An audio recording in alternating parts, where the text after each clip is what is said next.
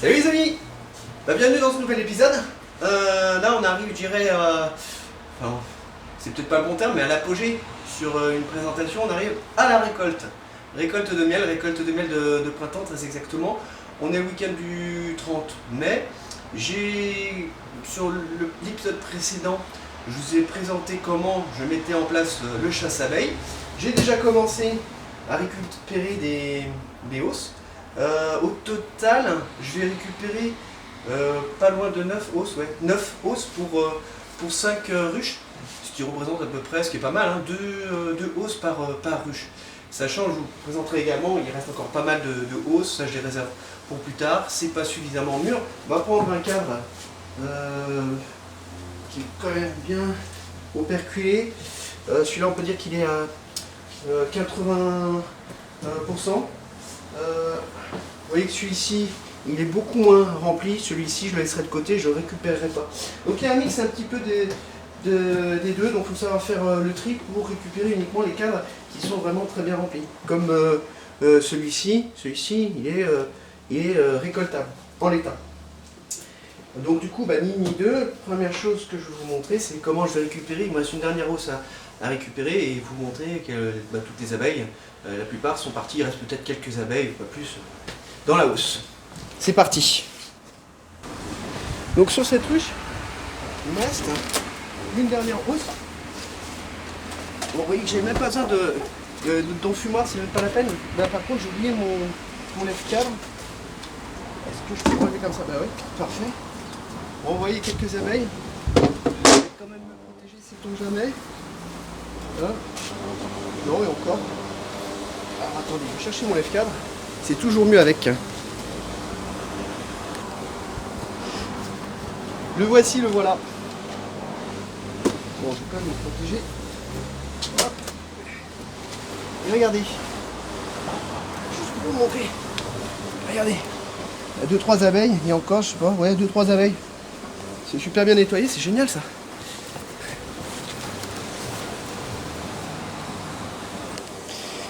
Donc plus qu'une dernière chose à faire. Avec la manipulation est très rapide, très douce, sans trop d'envol d'abeilles. Hop, j'ai plus qu'à remettre ça directement là. Le petit papier, d'ailleurs j'ai noté une hausse récupérée sur cette touche là. Et c'est terminé et on peut aller directement à la récolte. Je vais vous montrer comment ça s'organise tout ça. A tout de suite. Alors, juste une précision, vous voyez que j'ai stocké un certain nombre de hausses dans cette pièce-là. Il faut faire très attention à ce que il n'y ait pas d'ouverture pour laisser passer, revenir les abeilles, parce que si elles le remarqueraient, le problème c'est qu'on serait complètement envahi d'abeilles, et ça deviendrait une situation, on serait dégénérescence, ou un peu dégénéré quoi, ce qui compliquerait les choses, et ce qui n'est pas du tout à réaliser. Donc bien penser à ce que là où vous stockez le miel et les hausses soient bien isolés des abeilles. Donc étape suivante, on arrive en salle d'extraction, bien que ce soit pas vraiment fait pour, c'est plus je dirais un endroit où qu'on a plutôt transformé en salle d'extraction. Ici je fais les tris des différents cadres. Vous voyez que celui-ci, il est plutôt mûr, là c'est parfait. On peut l'extraire.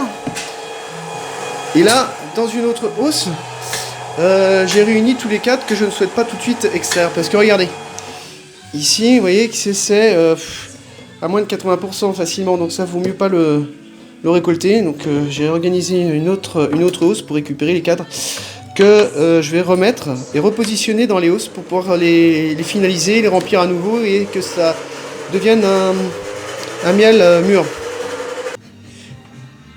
Alors, première étape, on utilise un couteau à désoperculer. Vous voyez, pour retirer cette couche de cire. Donc du coup, on débouche toutes les alvéoles de cette manière-là. Et on retrouve le miel qu'on va pouvoir ensuite mettre directement, comment ça s'appelle, dans un extracteur. Donc ici, on retrouve toutes les cires qu'on a pu déjà commencer à découper sur les différents cadres. Et on utilise aussi cet outil qui est une herse Là, ça permet de pouvoir finaliser la désoperculation d'un cadre. Donc tout ça, toute cette bassine là, c'est un désoperculateur qui permet également de récupérer le miel, de récupérer aussi les brèches, qui vont être réutilisables pour pouvoir fondre cette cire. Et en dessous, il y a le miel qui est récupéré également. Rien n'est perdu. L'étape suivante, c'est l'extracteur qu'on retrouve ici.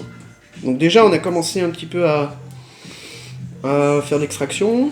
Ici, je vais ouvrir pour présenter cet extracteur, comment ça se présente. Donc il y a deux types d'extracteurs, il y a le tangentiel et le radial. Sachant que le tangentiel, ça vous oblige à faire beaucoup de manipulations, de retirer les cadres, de les remettre et de les retirer une seconde fois pour qu'ils soient vides de miel des deux côtés. Tandis que celui-ci, du coup, pour le faire, l'extraction, en fait, on n'a pas besoin de retirer les cadres pour les tourner. En fait, cette machine-là permet de faire d'un sens, puis ensuite de le faire tourner dans l'autre sens pour bien vider toutes les alvéoles des deux côtés. Voilà. Donc on peut déjà commencer à lancer. Alors une chose aussi que je n'ai pas précisé, ce qui est important, c'est aussi, j'ai lancé la machine, mais en fait il manque un cadre.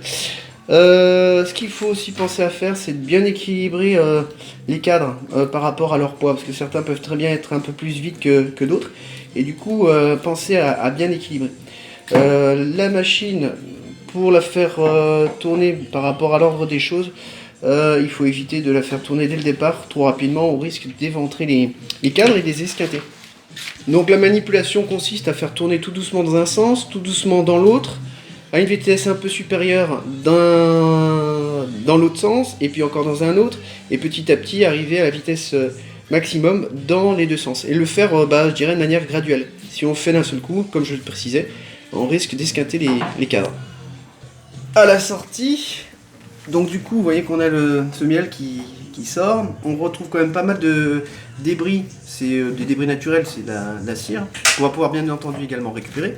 Et vous voyez qu'en dessous, il y a une espèce de passoire avec deux filtres. Un premier à maille relativement importante et en dessous, c'est une maille extrêmement fine. Je crois qu'on le voit bien ici, vous voyez. Elle est très très fine. Donc ce qui permet de vraiment bien, entre guillemets, nettoyer le miel de toutes ses impuretés. Alors c'est parti, on va commencer à faire tourner la machine. Je vais peut-être pas montrer toute la totalité de la manipulation parce que ça prend quand même pas mal de temps. Donc là je la fais tourner tout doucement, le démarrage, tout doux, dans un sens. Il faut compter à peu près 1 ou 2 minutes. Aussi, point important, il faut quand même se retrouver dans une situation, au niveau du local, bien entendu, isolé de l'extérieur pour pas que les abeilles puissent venir, parce qu'autrement on serait rapidement envahi. Une fois qu'elles ont enregistré l'endroit, c'est pas évident. Et deuxième point, c'est un point de vue hygiène. C'est-à-dire vraiment avoir un local qui soit vraiment propre. N'oublions pas qu'il s'agit de miel et qui est pour la consommation pour l'homme. Donc là, je vais pouvoir arrêter et on va pouvoir basculer dans l'autre sens. On attend que ça s'arrête bien. Et là, je le refais repartir dans l'autre sens, tout doucement. Et vous voyez que l'avantage, du coup, j'ai pas besoin de retirer les cadres pour les repositionner dans l'autre sens. Ça, c'est l'extracteur tangentiel. Alors que là, ce que vous voyez tourner sous vos yeux, c'est un radial. Enfin, si je me trompe pas. Autrement, il faudra que j'échange. Soit c'est l'un, soit c'est l'autre. Bon, moi je dis que c'est un radial, je pense que c'est un radial. Et l'autre, c'est tangentiel. Donc là, ça prend sa vitesse de croisière, mais c'est une vitesse qui est relativement faible. On n'est pas encore dans des grandes vitesses. Parce que c'est le premier tour dans ce sens-là. Donc là, j'ai coupé pour pouvoir revenir dans l'autre sens. Et on va attaquer maintenant le deuxième tour dans l'autre sens. J'attends que ce soit terminé. Je rebascule la manette dans l'autre sens, tranquillement. Et là, on va augmenter la vitesse. On va un tout petit peu plus rapidement. Donc là, on va pouvoir augmenter un tout petit peu plus la vitesse. Tranquillement. Et on va augmenter encore un tout petit peu la vitesse. Pas plus. Et au final, pour arrêter et repartir dans l'autre sens. Donc vous voyez que je ne suis pas allé encore au maximum. La prochaine fois, la troisième étape, troisième tour, je pourrais certainement aller un peu plus vite en termes de vitesse. Donc là, on repart Dans l'autre sens, c'est parti. Alors entre temps, quand j'ai mis en pause, j'ai vérifié, hein, radiaire et tangentiel, c'est bien ce que j'ai... C'est les bons extracteurs. Je me suis pas trompé. Radiaire, donc c'est ce que vous voyez sous vos yeux, et tangentiel, bon la contrainte, c'est que vous êtes obligé de retourner les cadres à un moment ou un autre pour faire les deux faces. Parce que lui, l'avantage, vous voyez, un sens, un autre, un sens, un autre, et là c'est vraiment du radiaire sûr. Alors ce qu'il faut savoir aussi, autre particularité, ça, il s'agit d'un extracteur électrique, je vous apprends rien. Là vous voyez, si j'ouvre, il y a une sécurité, et là ça repart. Et il existe également l'extracteur manuel. Alors extracteur manuel, c'est quand on a, je dirais, 1, 2 ou 3 ruches. Quand on en a un peu plus, ça demande du temps, hein, le manuel. Hein, ça demande du temps et de l'énergie.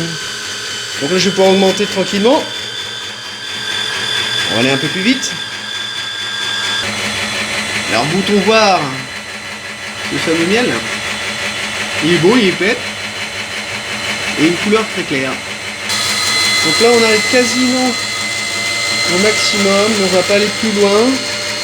Et ce que je vais faire, c'est commencer à aller dans l'autre sens. Et cette fois-ci, quand on va aller dans l'autre sens, ce sera la dernière étape. On va aller au maximum de la vitesse. Allez, c'est parti. Dans l'autre sens, cette fois-ci, on va aller un tout petit peu plus vite. Bien sûr, il faut y aller tout doucement. Il ne faut pas tout mettre d'un seul coup à la vitesse maximale. Il faut y aller progressivement. Hein. Allez, on va pouvoir maintenant monter quasiment au maximum. Allez, c'est parti. Sans oublier également bien vérifier le seau, qu'il ne se remplisse pas et qu'il ne déborde pas, enfin qu'il ne se remplisse pas entièrement et au risque de déborder. Donc la dernière manipulation, ce sera d'emmener ce miel dans le maturateur. Et maintenant, on peut se permettre d'aller au maximum, quasiment. Là, je monte la vitesse. Encore.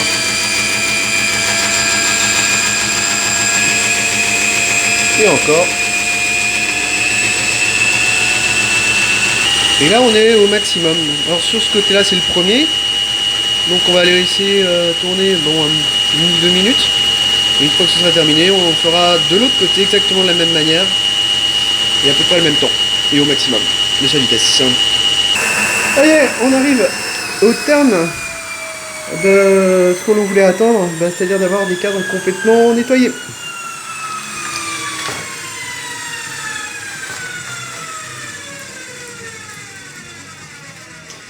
Et là, on va pouvoir constater que les cadres, voyez, ils sont propres, tout vides. Donc on y reviendra plus tard ou un autre épisode. Il s'agit du léchage des cadres par les abeilles. Une technique que je vous montrerai plus loin.